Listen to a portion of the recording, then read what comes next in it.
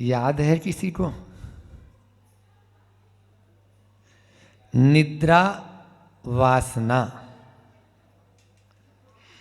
निद्रा वासना, ये दो बहनें इन्हें लज्जा न छूती, इन्हें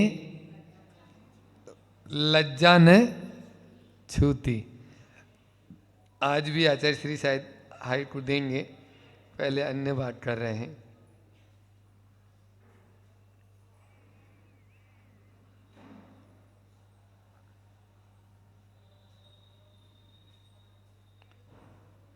पुरुषार्थ शब्द जो बना है वो पुरुष शब्द से बना है। तो यहाँ पर आचार्य भट्ट कह रहे हैं पुरुष यानी आत्मा। आत्मा का अर्थ यानी आत्मा ही जिसका प्रयोजन हो। अर्थ यानी प्रयोजन। तो आत्मा ही जिसके लिए प्रयोजन हो वह कहलाता है पुरुषार्थ। आत्मा ही प्रयोजन है, उसे पुरुषार्थ कहा जाता है। वह प्रयोजन नहीं तो सारे के सारे, अब यहाँ जो शब्द लिखा है वो तो बहुत टेढ़ा है। अगर वो प्रयोजन नहीं है तो क्या हो जाएंगे? सबके सब नपुंसक हो जाएंगे। मतलब पुरुषार्थ होना जरूरी है। इसलिए श्रमशील बने, मेहनत करें, है ना। अपना लक्ष्य जो होता है उसकी ओर कदम बढ़ाएं, प्रयोग करें। आचार्य श्री का एक हाइकु है ना,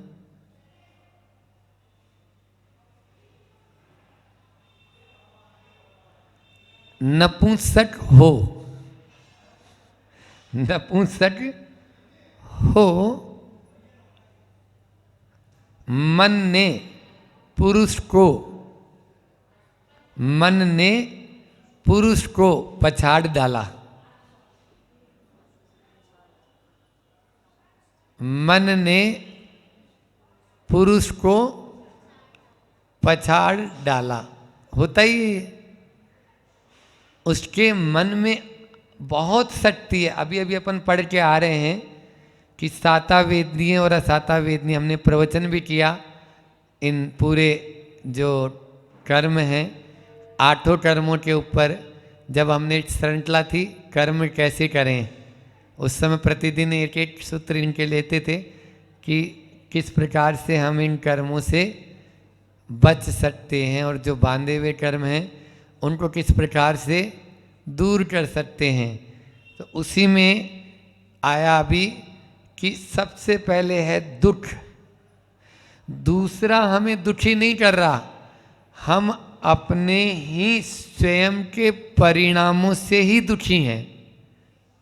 स्वयं के 3 योग होते हैं ना, मन, वचन और काय।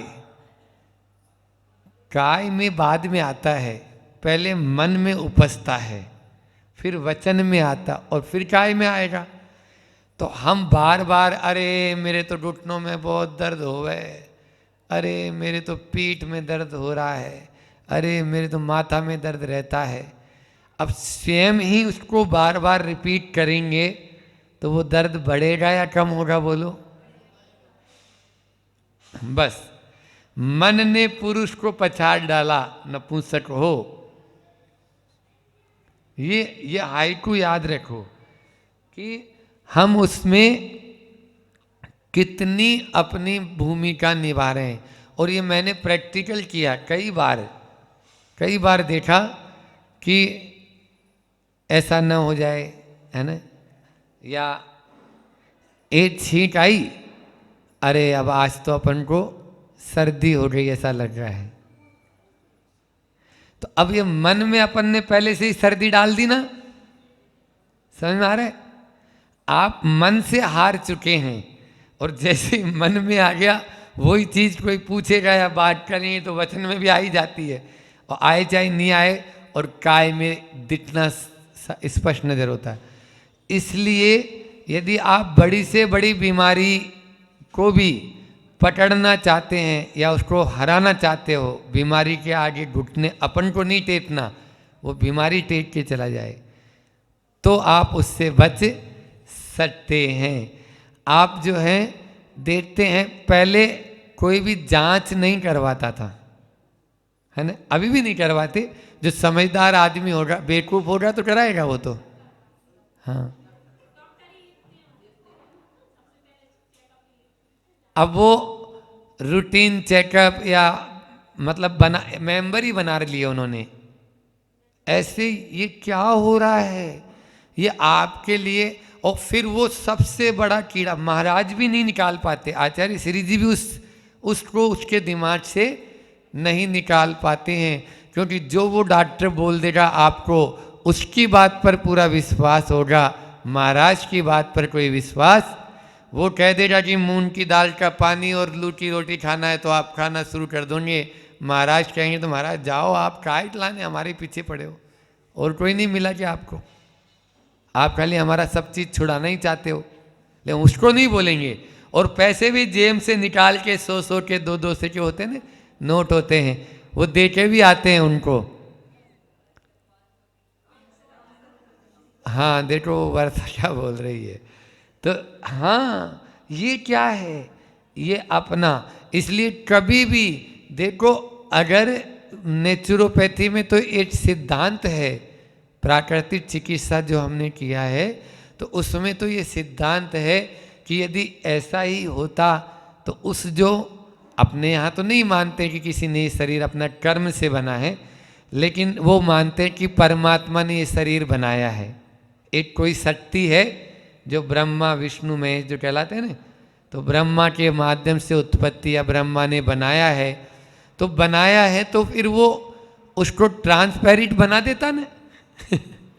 आप देखो ना, आपको यहाँ से पानी पी रहे हैं, यहाँ से जा रहा है, ये सब नज़र आता आपको। फिर कहाँ इस एक एक्सरे या सोनोग्राफी या ये कौन सी जो ये तेरे सीटी स्कैन, तो वो तो इन मशीनों के अपन पीछे अपन उसमें उसकी बात को अपन सत्य मान लेते हैं और वैसा ही अपन को वो समझा देते हैं। इसलिए तो महाराज जी फिर क्या इसको नहीं माने, ये क्या है। देखो सबसे पहले अपने मानसिकता को आप मजबूत बनाएं, फिर इन सब चीज़ों की कोई दरकार नहीं है।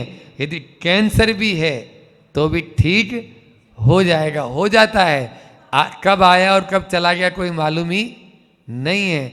इसलिए ये तो शरीर है, रोगों का पिंड है, इसमें बस ये जरूर है कि अगर अस्वस्थता है कुछ भी है तो उसका इलाज करें, हम उसको केयरलेस न बने। ऐसे नहीं कि अपन बिल्कुल उसकी अनदेखी कर रहे हैं, है ना, कुछ भी हो गया कुछ नहीं, सर्दी हो रही आइसक्रीम खा रहे हैं तो और गड़बड़ हो जाएगा ना। इसलिए तो जो उसके हित में काम करने योग्य जो चीज़ें हैं वो करो, बाकी इधर उधर किसी की बातों में। और फिर मान लीजिए 131 करोड़ की जनता भारतवर्ष की आज की तारीख में है, अब 150 करोड़ मान लो आप, तो और बढ़ गए, तो 150 करोड़ की पॉपुलेशन के लिए कितने डॉक्टर लेके आए बोलो, कितने लाए।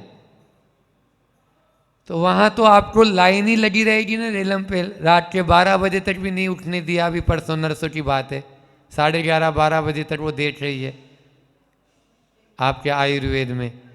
तो ये थोड़ी, इसलिए अपने स्वयं के इलाज या स्वयं के डॉक्टर स्वयं बनो, अपनी स्वयं की रोज प्रतिदिन जांच करो। अपना मल मूत्र है, अपना कफ है, अपना नाक है का श्लेष में है, अपनी अंदर की बॉडी की एक्टिविटी है, बाहर की बॉडी की एक्टिविटी है, उसको चेक करो।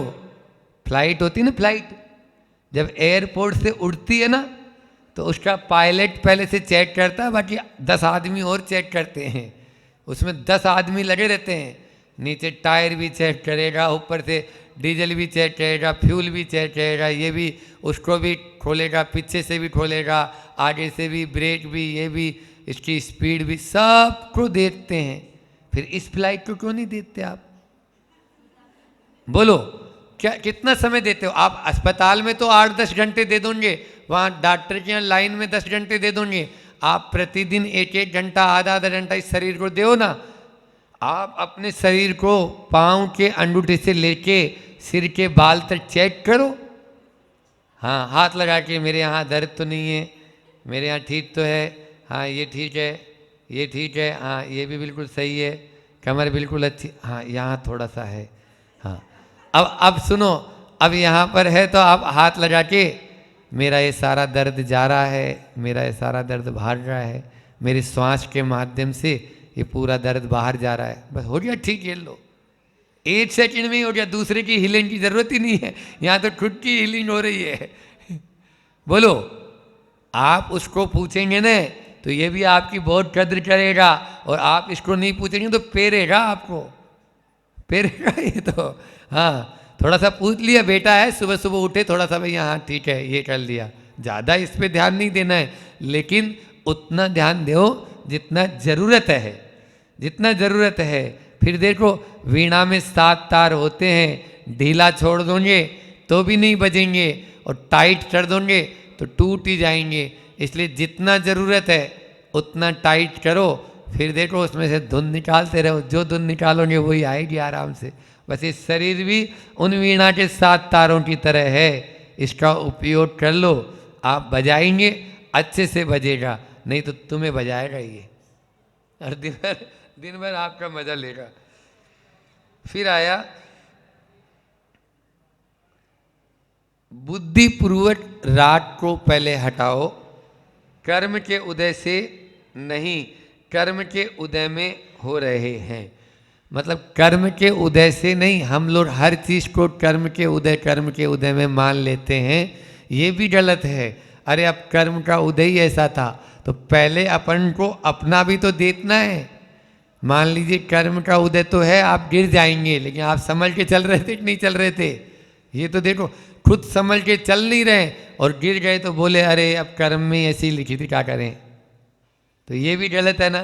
तो बुद्धिपूर्वक अपन को पहले से राग हटाना है, तभी अपन बच पाएंगे।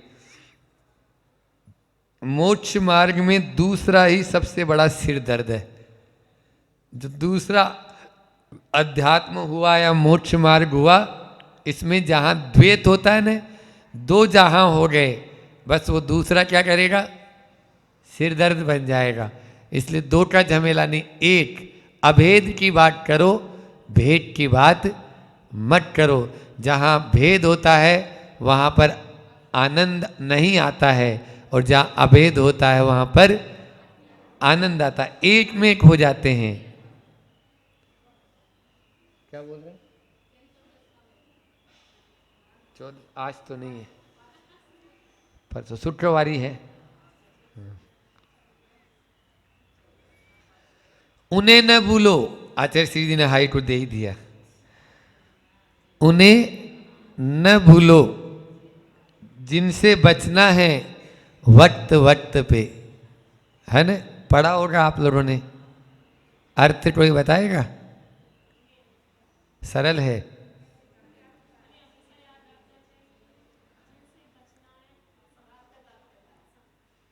हाँ हाँ, मतलब वो समय समय पर तो अक्सर ज़्यादा हो रहे थे, इसलिए वक्त वक्त वही बात है, समय समय पर जिनसे बचना उनको मत भूलो। वो कौन है? वे कौन है? पाप और कसाई, है ना, व्यसन, इनको मत भूलो। जिनसे बचना है वक्त वक्त पर, जब जब बचना है उनको हमेशा याद रखो। याद रखेंगे तभी तो बच पाएंगे, बिन जानते नहीं तज पाएंगे। अच्छे के लिए भी और बुरे के लिए भी लगा लेना। उन्हें न भूलो जिनसे बचना है वक्त वक्त पर, अच्छे में भी लगा सकते हैं, उनको मत भूलना वक्त वक्त पर, उनको मत भूलना। कौन? देव शास्त्र गुरु, उनको भी मत भूलना वक्त वक्त पर, उनसे, क्योंकि उनसे भी अपन को जो बचा सकते हैं अपन को, इसलिए उनको उनसे बचना नहीं है अपन को, उनके पास जाना है, उनको क्या बोलते हो आप लोग, कन्नी काट गए, ऐसे बोलते ना, वो तो कन्नी काट गए, मतलब नज़रअंदाज, देखा देखा भी और नहीं भी देखा। तो ऐसे देव शास्त्र गुरु के साथ में नहीं करना, उनके पास तो चला के जाना, क्योंकि वो ही हमें पाप से बचा सकते हैं।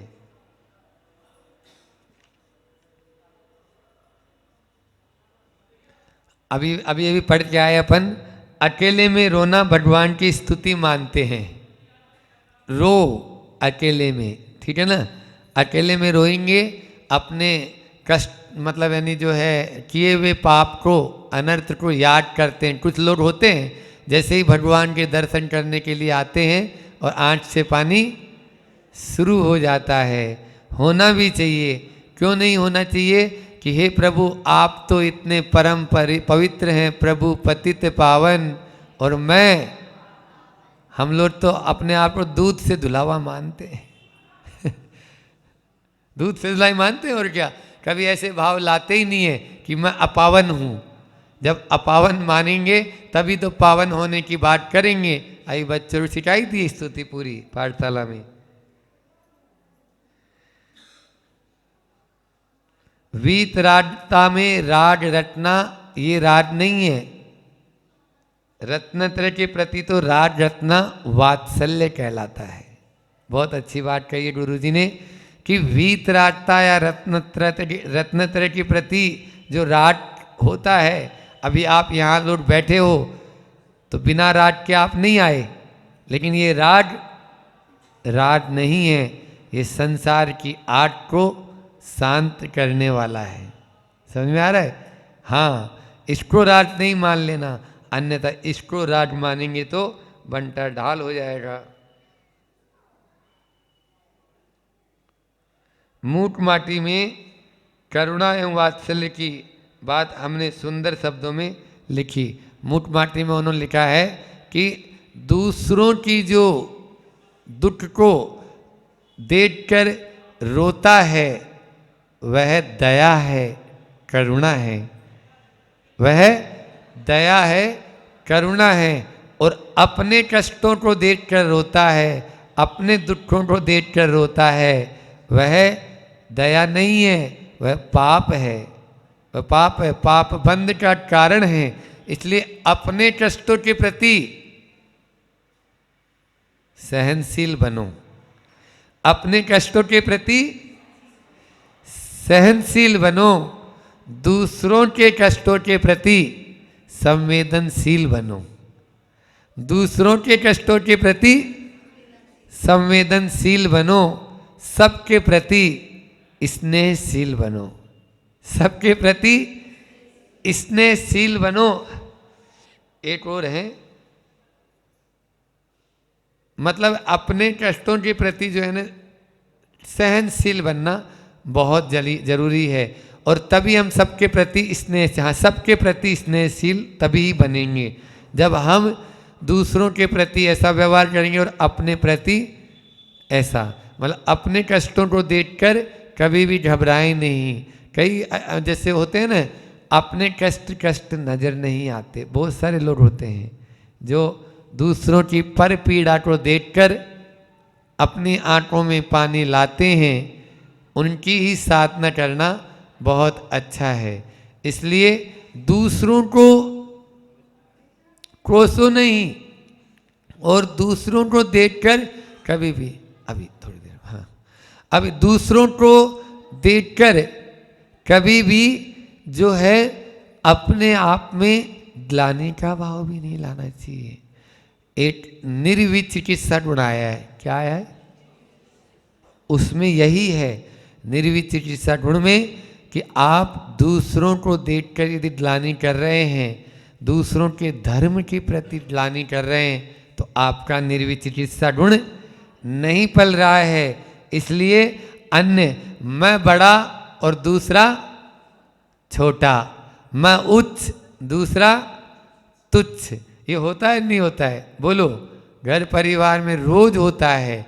बस मेरी बात को सब माने, बाकी सब मेरे अंडर में रहें, ये बात जो आती है, इसके माध्यम से तो अपने सम्यक दर्शन पर भी इस प्रश्न चिन्ह लगता है, क्योंकि अपन उसकी सत्ता को स्वीकार नहीं कर पा रहे हैं। दूसरे की जो सत्ता है उसको स्वीकार नहीं कर पा रहे हैं। उत्पाद वै द्रव्य युक्तम सत, और सत द्रव्य लक्षणम। द्रव्य का लक्षण क्या है? सत्व है, सत है। तो सत जो द्रव्य का लक्षण बताया है वो सब जगह है या नहीं है? आपकी आत्मा है या नहीं है? तो मैं आपकी आत्मा को पर चतुष्टय से स्वीकार करना मेरा धर्म है। मैं स्वचतुष्टय से आपकी आत्मा को स्वीकार नहीं कर सकता हूं।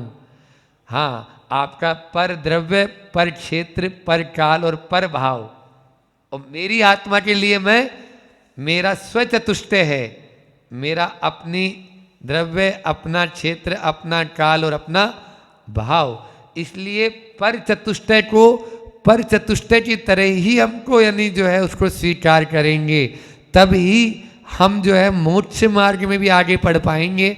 और उसको उस रूप में स्वीकार करो ना। स्वीकार करने में अन्य जो धर्मावलंबी हैं, उन अन्य धर्मावलंबी को हम उनकी आलोचना नहीं कर सकते, ठीक है, हम उसकी अनुमोदना भी नहीं करेंगे। क्या बोल रहे हैं? अनायतन का दोष लगेगा। हम अनुमोदना नहीं करेंगे, लेकिन आलोचना भी तो नहीं करना चाहिए ना। आलोचना करेंगे तो वो भी इसका मतलब आप दूसरे की सत्ता को स्वीकार करना नहीं चाह रहे। आज लड़ाई झगड़े का कारण घर परिवार में यही है कि हम सामने वाले की सत्ता को स्वीकार ही नहीं करना चाहते। हम जो है बस वो पूर्ण है, अब अपनी सत्ता को बस थोपना चाहते हैं। दूसरों पर दिए तो थोपना हो गया, तो इसको कब तक थोपेंगे? नहीं। आचार्य भगवान कहते हैं आप अपनी आत्मा के, स्वयं की आत्मा के लिए जिम्मेदार हैं, और स्वयं की आत्मा को ही आप मतलब यानी लेकर चलें, तब ही आप जो है ना संसार में आगे बढ़ सकते हैं। ये नए को नमस्कार करते हैं, विनय पूर्वक करेंगे, बहुत अच्छा, पर प्रणय को स्वीकार नहीं करते। समझो, श्लेष है इसमें थोड़ा सा। नय, विनय, प्रणय, ये 3 शब्द दे दिए आचार्य ने। तो नय को विनय पूर्वक स्वीकार करेंगे। नय का मतलब क्या होता है, कोई बताएगा? पदार्थों का एक देश एकांश ज्ञान है ना, तो वो क्या होता है? नय। और संपूर्ण रूप से उसका कथन करना वो क्या होता है? प्रमाण। प्रमाण, प्रमाण और नय। हाँ, प्रमाण और नय ये 2 भेद है ना। तो अब नय जो है क्या वो गलत है क्या? बोलो। देखो सारी आपकी झगड़ा खत्म हो जाएगा इस एक लाइन के अंदर ही। नय जो है वो कभी भी गलत नहीं होता है, लेकिन वो एक दृष्टि है। एक दृष्टि है, मतलब एक कोण से देख रहा है, वो एक एंगल से देख रहा है, संपूर्ण समग्र दृष्टि नहीं है। हम उदाहरण पहले भी दिए हैं, जैसे मान लीजिए आप लोग घर परिवार में भिड़ जाते हैं और बस ऐसा ही होगा, ये क्या है? लड़ाई का कारण। और ऐसा भी होगा, ये क्या है? प्रमाण। बस इतना ही अंतर है। ही और भी, ये 2 शब्द याद रखना, ही और भी। तो ही में लड़ाई है और भी में सामंजस्य। तुम भी ठीक हो और मैं भी ठीक हूं, नहीं मैं ठीक हूं, अब क्या हो गया? लड़ाई होगी। तो आचार्य श्री जी ने दोहा अनुवाद में दोहा लिखा, ही से भी की और ही बड़े समस्त हम लोग, 6 के आगे 3 हो विश्व शांति का योग। 6 के आगे विश्व शांति का योग। 6 के आगे 3 लिखते हैं तो 63 बनता है, और 3 के आगे 6 लिखते हैं तो बोलो। 6 के आगे 3 लिखते हैं, एक दूसरे की छाती आमने सामने होती है, एक दूसरे के सामने चेहरा होता है। और 3 के आगे 6 लिखते हैं तो दोनों की पीठ होती है, एक का इधर मुंह है, एक का इधर मुंह है, इसको बोलते 36। जब दोनों अलग अलग मुंह कर लेते हैं, रूठ जाते हैं, तो वो 36 कहलाता है, और वो है ही। और जब दोनों प्रेम वात्सल्य, हृदय जो वात्सल्य का प्रतीक है, एक दूसरे के सामने आ जाते हैं, एक दूसरे से गले मिलने की कंडीशन में होते हैं, तो वो होते हैं 63। 6 के आगे 3 हो। ये विश्व शांति का योग है। यदि विश्व में शांति चाहते हैं, इसी के माध्यम से हो सकती है, अन्यथा नहीं हो सकती है। हम क्या कर रहे हैं? केवल अपने आप को देख रहे हैं, बाकी लोगों को नहीं देख रहे हैं। इसलिए नए को भी अपनाना बहुत जरूरी है। नए को अपनाएंगे तभी अनेकांत को समझ पाएंगे, और जो अनेकांत को समझ लेता है वही अपने आप को, अपनी आत्मा को जान पाता है। क्योंकि बिना अनेकांत के कुछ भी नहीं है। हाँ, एकांत से यदि आप किसी भी बात को पकड़ के बैठ जाएंगे, तो केवल मात्र आपके लड़ाई हाथ लगेगी और कुछ भी हाथ नहीं लगेगा। इसलिए आचार्य श्री ने कहा, नए को नमस्कार करो विनय पूर्वक, लेकिन प्रणय को स्वीकार मत करो। प्रणय का मतलब क्या होता है? इसने, है ना, आपके शादी ब्याह का कार्ड आता है ना, उसमें भी आता लिखा हुआ, हाँ, स्नेह निमंत्रण तो है ही, प्रणय भी लिखा हुआ रहता है ना उसमें। शुभ विवाह, शुभ प्रणय, है ना।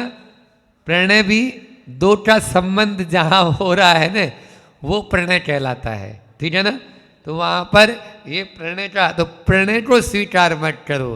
प्रणय को स्वीकार कर लेंगे तो फिर निश्चित रूप से एक में लड़ाई नहीं, दो में। महाराज जी आप दोनों बातें बोल रहे हैं, एक तरफ तो बोल रहे हैं कि एक में लड़ाई, तो हम एक की सत्ता को स्वीकार कर रहे हैं ना, दूसरे की सत्ता को स्वीकार कर रहे हैं, लेकिन किस रूप में?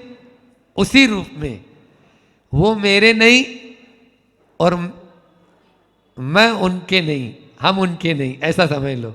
हाँ, हम उनके नहीं और वो मेरे नहीं, ये सत्ता है। और जहाँ पर जो अभी 36 और 63 वाला उदाहरण दिया था, उसमें आप 5 लोग मेंबर हैं या 8 लोग परिवार में सदस्य हैं या 50 लोग समाज में हैं, तो वो इस चीज़ को स्वीकार करें कि हमें विनय पूर्वक नए को स्वीकार करना है। तो दोनों बातें लेके चलना है। हमारे यहाँ हर चीज़ के दो पहलू होते हैं। एक पहलू होता है भेद विवक्षा, एक पहलू होता है अभेद विवक्षा। इसलिए भेद से हमारी आत्मा को ही हमें पकड़ना है, और अभेद से हम तीनों को जब तक नहीं पकड़ेंगे तब तक अभेद से आत्मा को ही पकड़ना है, और भेद से जब तक तीनों को नहीं लेके चलेंगे तब तक उस भेद तक, अभेद तक पहुंचने की बात ही आएगी नहीं। फ्लाइट वहीं खड़ी रहेगी एयरपोर्ट पे ही। उड़ाना है तो 3 चक्के जरूरी है, उन 3 चक्कों पे चलेगी। चलेगी, जब तक चलेगी तब तक वो फ्लाइट नहीं है, वो अभी मोटर है। क्या है? मोटर गाड़ी, जैसे रोड पे चलती है। और जैसे ही वो जमीन से उड़ जाएगी और तीनों पहिया अंदर में घुस जाएंगे उसके पेट में, है ना, पीछे देखे होंगे ना आप लोग, तो अब वो फ्लाइट कहलाएगी। बस यही है, जहाँ भेद होता है वहाँ पर वो अलग अलग पहले चल रही है रोड पर, और जब अभेद में आ गया, उड़ान का आनंद तो तभी आएगा जब आप तीनों को छोड़कर एक पर आ जाएं, तभी उड़ान का आनंद ले सकते हैं। इसलिए नए को भी समझें और प्रमाण को भी समझें, तभी हम अपना कल्याण कर सकते हैं। इतना ही रखते हैं, समय भी हो गया है। मिथ्यात्व में नाश वे को, ज्ञान के प्रकाश वे को, आपा परिभाष वे को, भानु सी बटानी है।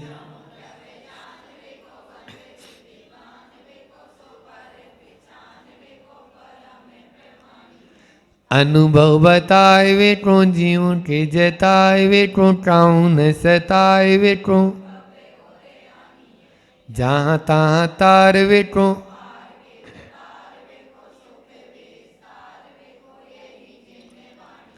जावाणी के ज्ञान ते सूझे लोटा लोट, सोवाणी मस्तक नमू सदा देत हूँ डोट। हे जिनवाणी भारती तोई जपूं दिन रैन, जो तेरा शरणा गए सो पावे सुचैन। देव भजू अरिहंत को दया धर्म पालो, सदा यही मोक्ष का पंथ।